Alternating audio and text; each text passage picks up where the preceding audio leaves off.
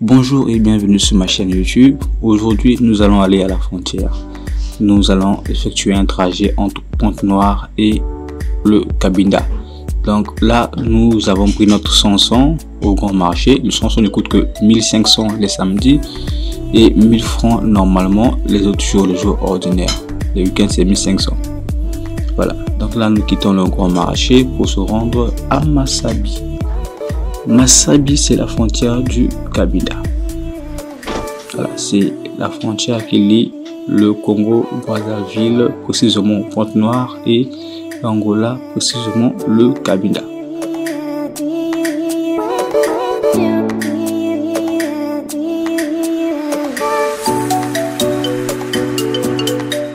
À gauche, c'est le commissariat de police numéro 1, donc de l'arrondissement numéro 1, Emery Patrice Lumumba.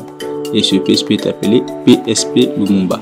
Et après, vous voyez la stèle là c'est le rond-point de la République, anciennement appelé rond-point Lumumba.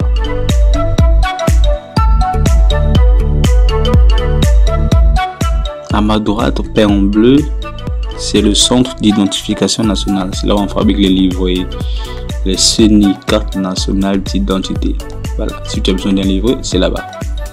Et nous voici sur l'avenue Charles de Gaulle. Vous voyez les arbres à gauche et à droite. C'est beau. Le grand bâtiment à droite là, en gris, c'est Solomode. C'est une grande boutique, très grande boutique. Et à gauche, le bâtiment blanc, c'est là où était... Non, là où est l'Ami de riz. Jusqu'aujourd'hui, je pense que oui, l'Ami de riz. C'est un restaurant, une pâtisserie qui a fait quand même du succès.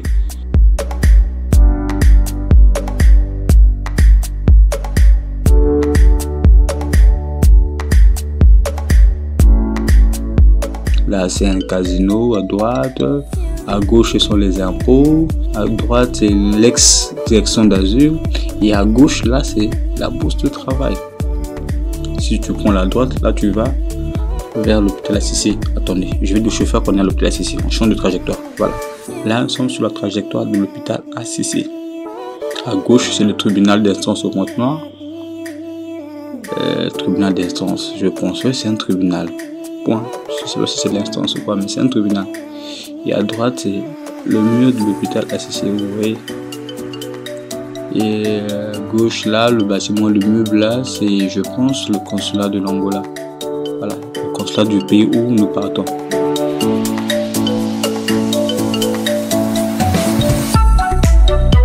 Là-bas, en jaune, le mur en jaune à droite, là, c'est l'église évangélique du Congo. Non, c'est l'armée du salut. Qu'est-ce que je dis? C'est l'armée du salut. Et là, nous allons vers le rond-point qu'on appelle le rond-point Kassai. C'est un rond-point très connu par tous les Porto-Négrins.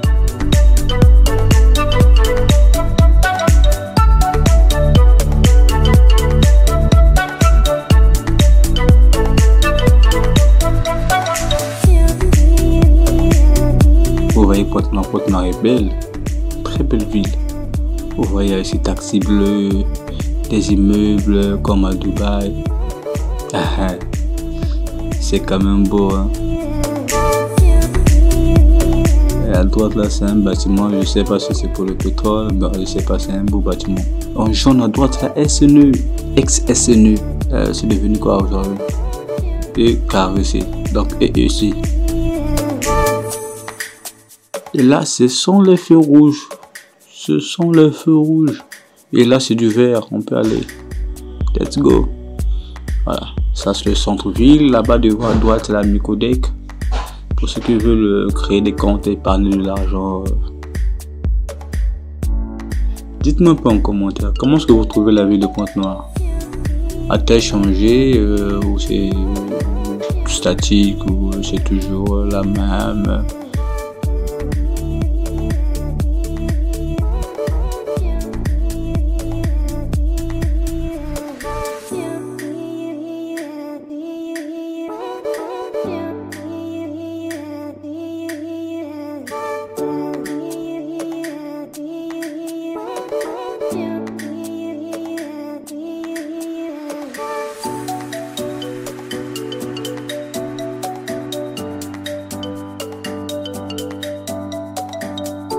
Ce grand bâtiment peint en rouge, blanc là, et bleu, c'est là où était la direction générale d'Azur au Congo, un réseau de télécommunications congolais qui a fait faillite, je pense.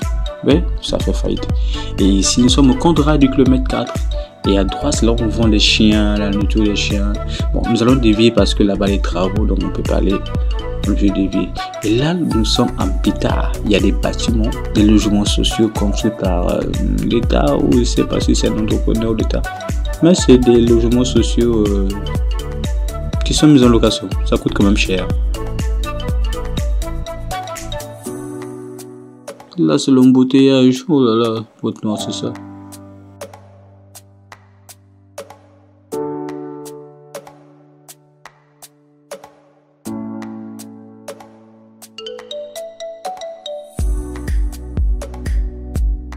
Voilà, ça y est, on reprend la route. Là, nous nous dirigeons vers le rond-point des chevaux.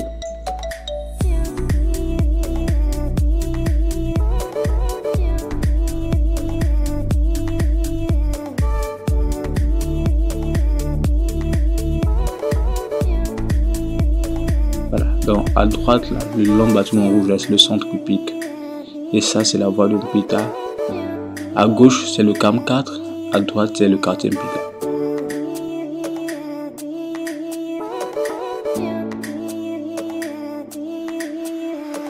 Ça, c'est le rond-point Bunji. Un rond-point aussi connu par les enfants de Pointe-Noire. À droite, ce bâtiment-là, ça, c'est Mayo, la direction générale de Mayo. Mayo, c'est grand, il y a des grands bâtiments.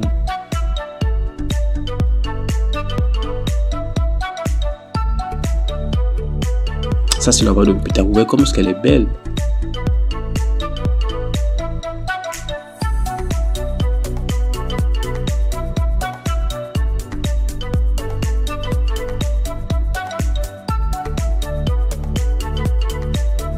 Et là, c'est la brasserie à droite. D'ailleurs, à droite et à gauche, c'est la brasserie. Quand vous buvez les bières, c'est ici que ça se fabrique.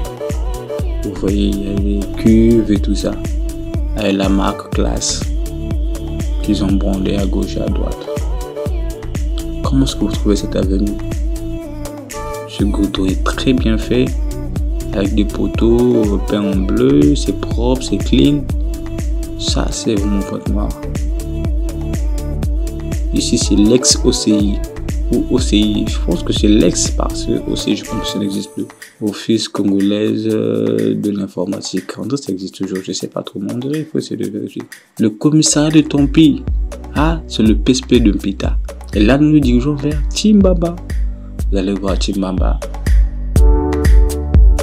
La séparation, c'est au niveau de ce rond-point-là. Mpita et le kilomètre 4 restent pour rentrer dans Timbaba.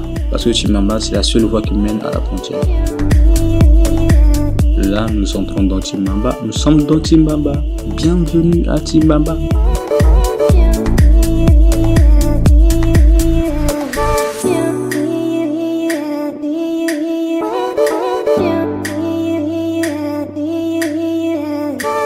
Ce grand bâtiment à droite là, c'est la maison Kabalan Plus. En blanc, je sais pas quoi. Tous les articles, hein, fauteuils, meubles. Et en blanc, c'est le Colisée. Ex-Colisée, c'est même une église, je pense. Avant, c'était le Colisée. Un centre hôtelier. Hein. Ouais, un centre hôtelier. C'est maintenant une église.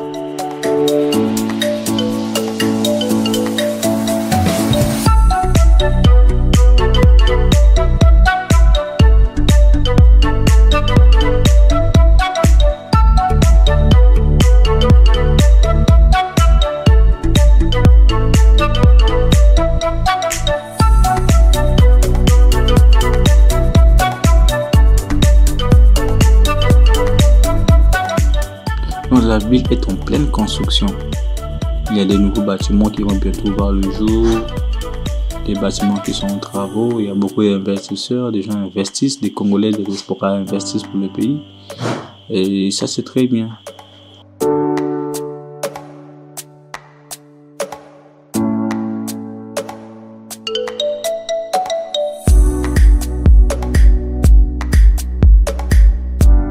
À gauche, c'est l'école primaire de Chimamba. Voilà. Vous voyez un mur rempli de dessins. C'est l'école primaire de Chimamba. Regardez la file d'attente, l'embouteillage qu'il y a sur la route de Chimamba. C'est la voie la plus saturée de Pointe-Noire. Parce qu'en général, elle n'a qu'une seule sortie. En fait, il y a des débouchés quand même. Aujourd'hui, il y en a 2 ou 3 qui passent par le fond de Téchi. Mais c'est la voie principale pour rentrer à Goyo, tous les quartiers qui sont à l'intérieur. Donc la route est souvent saturée.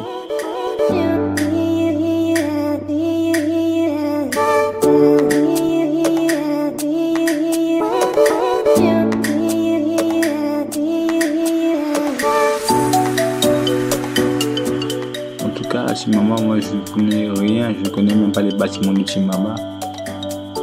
Mais c'est quand même un quartier qu'il faut avouer, que c'est quand même un quartier clean, hein, et un peu posé. Parce qu'il y a des très belles maisons à Chimamba.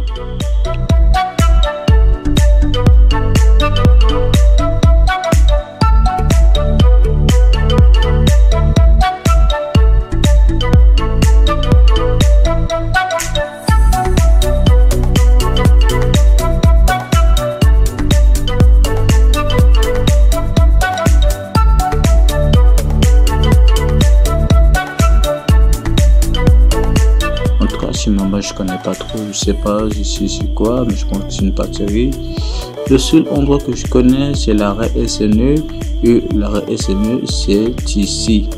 Voilà, c'est ici l'arrêt SNE. Je sais pas pourquoi on appelle ça l'arrêt SNE, il y a forcément une raison.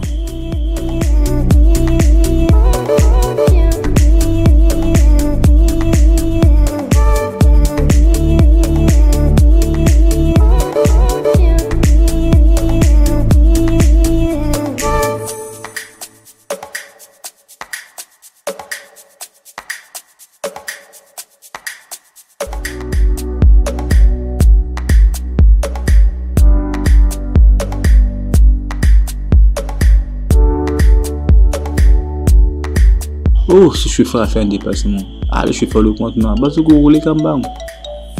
Et oui là. Ils n'aiment pas attendre, ils n'aiment pas la logique. Bah, après, avec les embouteillages, il faut avoir des stratégies. Sinon, tu risquerais de passer toute une journée bloqué dans un embouteillage.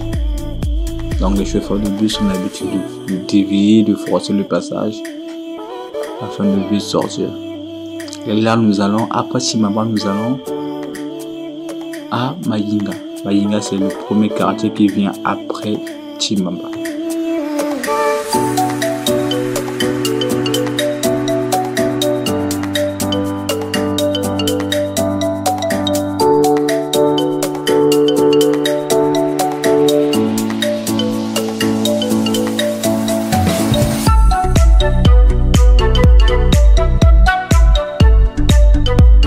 Vous allez voir la séparation entre Chimamba et Mayinga, c'est le pont.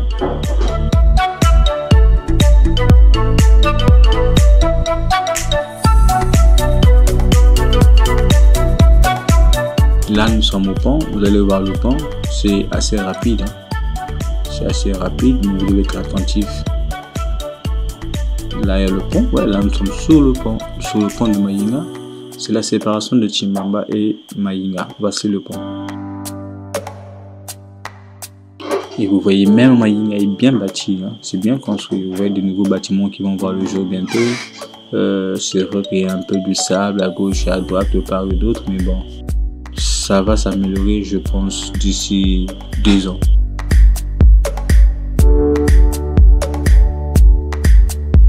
À gauche, c'est le Centre national d'agriculture du Congo, qu'on appelle Agri-Congo.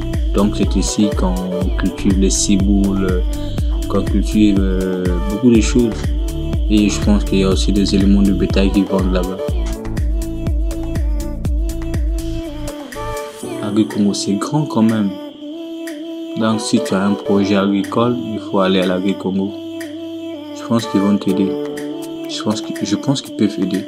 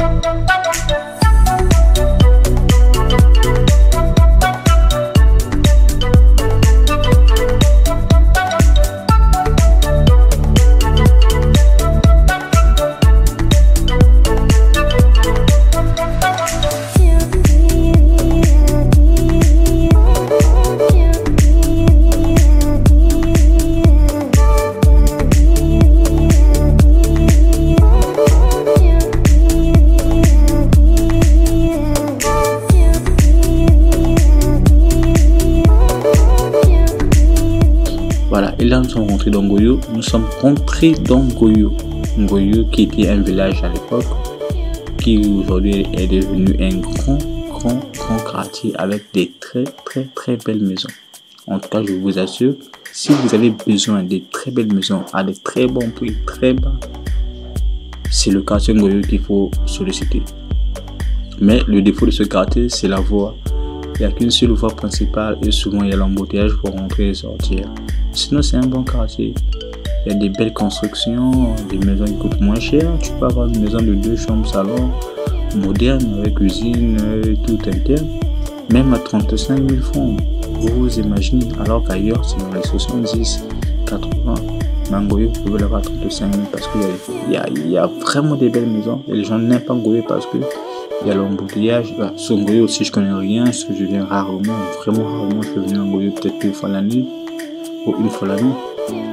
Donc, je connais aucun arrêt à Ngoyo, je connais aucun coin. Mais j'ai apprécié quand même l'architecture de Ngoyo.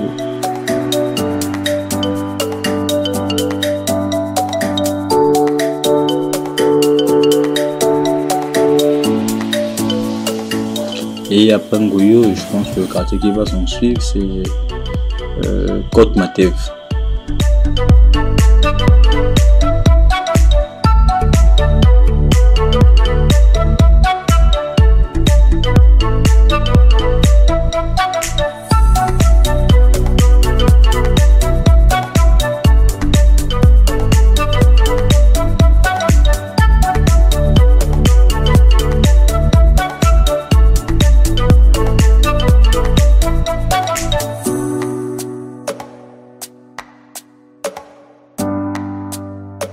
Dites-moi en commentaire comment est-ce que vous trouvez le quartier Ngoyo.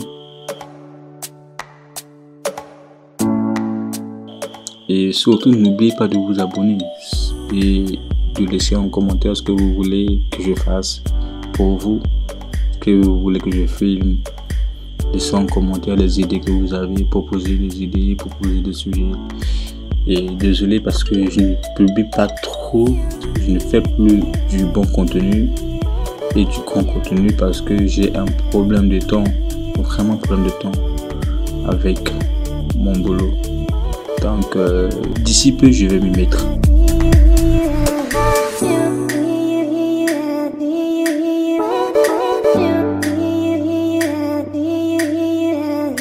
Ah, là on s'arrête parce qu'il y a une dame qui doit passer, il faut la faire passer.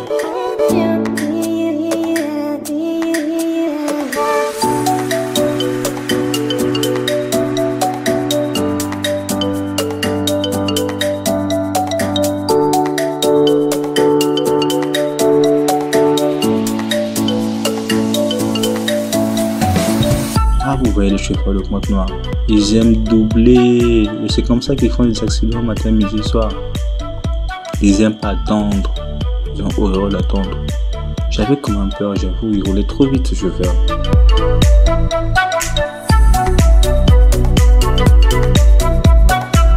Et là nous partons vers le marché de Ngoyo. Ngoyo c'est un très grand quartier, un très grand quartier. D'ailleurs, c'est aussi le nom d'un arrondissement numéro 6.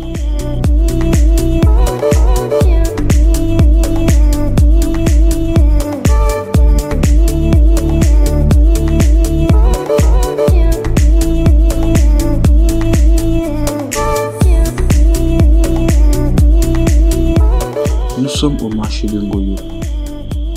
C'est un marché à l'africaine. Hein. C'est des tables qu'ils ont installées au bord de la voie.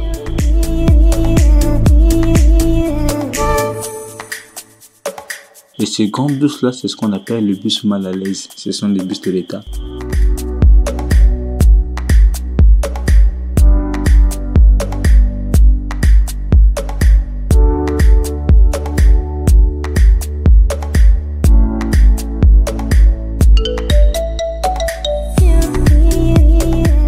Vous voyez Côte Matev. À droite, ce sont les cimetières. Le cimetière familial, je pense, ouais. Le cimetière familial, ça appartient à une famille. Et si vous voulez vous faire enterrer là-bas, vous rencontrez la famille, vous payez une taxe et on vous concède un trou, un espace de quelques mètres pour enterrer votre mort. Voilà, les cimetières de Côte Matev. Et Côte-Matève aussi, c'est grand. Je ne sais même pas ce que ça signifie Côte-Matève, mais je pense que c'est en Vili. Ils sont en Vili. Non, c'est pas en Vili, c'est en français, c'est Côte-Matève. Mais Matève, là, ça peut être en Vili.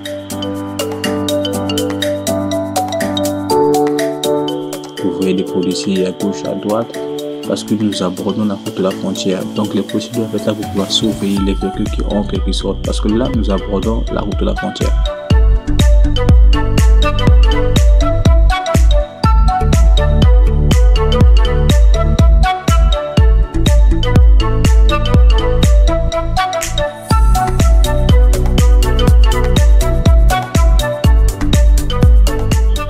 Côte-Matève, je pense que oui, c'est toujours Côte-Matève.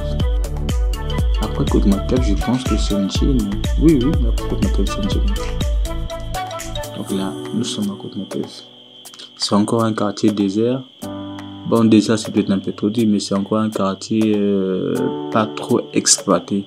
Mais ce qui est vrai, 70% des terres de Côte-Matève ont déjà été achetées. Il y a déjà des propriétaires à gauche et à droite. Il manque juste les constructions à grande échelle.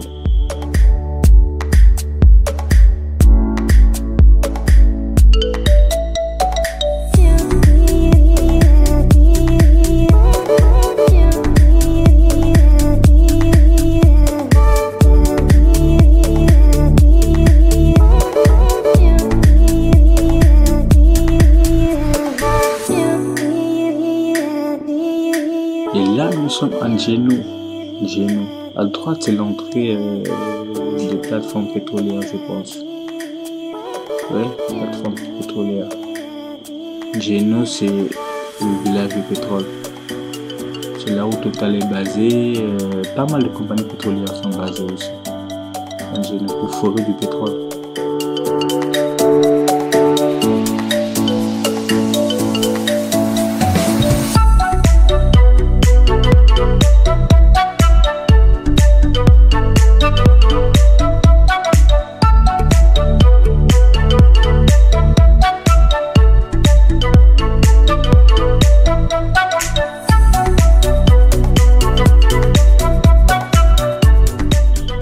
Désolé, ici je ne sais même pas là où nous sommes, mais c'est vrai, le Congo a un très beau paysage.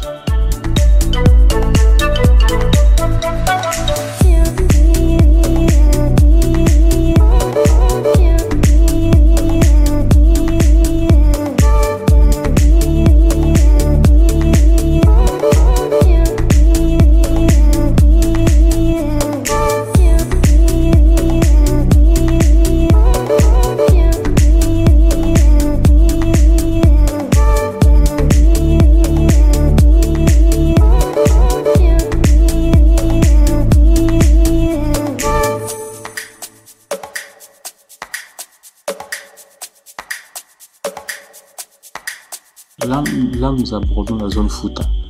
À droite, vous allez voir, il y a un petit marché avec les femmes à même le sol en train de vendre. C'est le marché des Mabouké. C'est ici qu'on mange les Mabouké, souvent au week-end. C'est un coin très connu par tous les Congolais.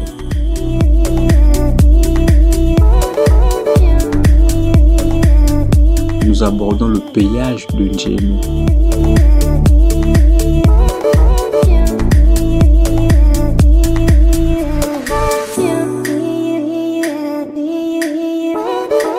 Admirez la beauté. Waouh, qu'est-ce que c'est beau.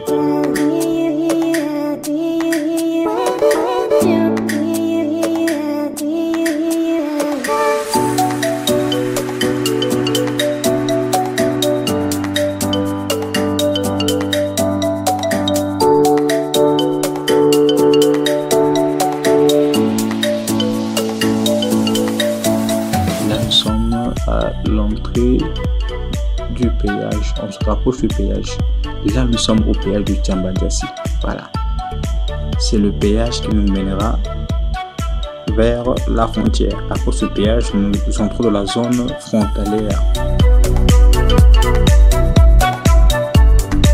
La zone frontalière, donc c'est là nous sommes au dernier village du Congo-Brazzaville par Pointe-Noire qui mène vers le Cabinda. Donc le dernier village qui est Tiambandjassi, C'est aussi un grand village, c'est une communauté urbaine, je pense, ce n'est pas un village.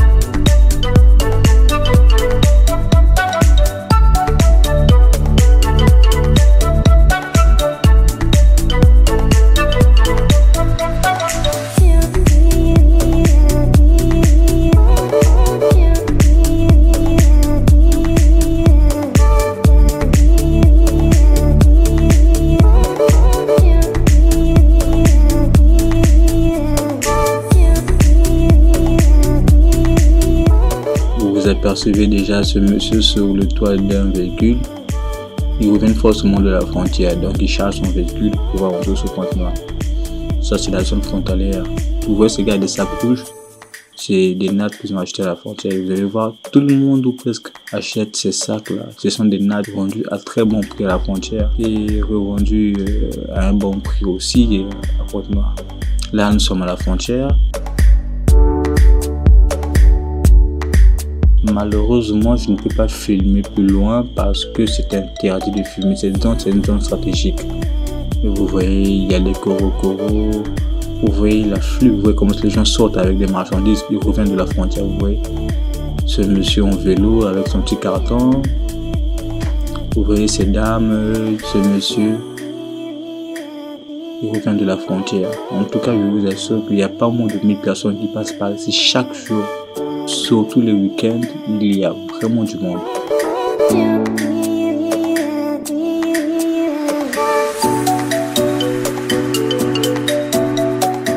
Vous voyez au fond là-bas, là, la montagne, c'est le Cabinda. La montagne que vous voyez là, c'est le Cabinda. Donc c'est à quelques mètres.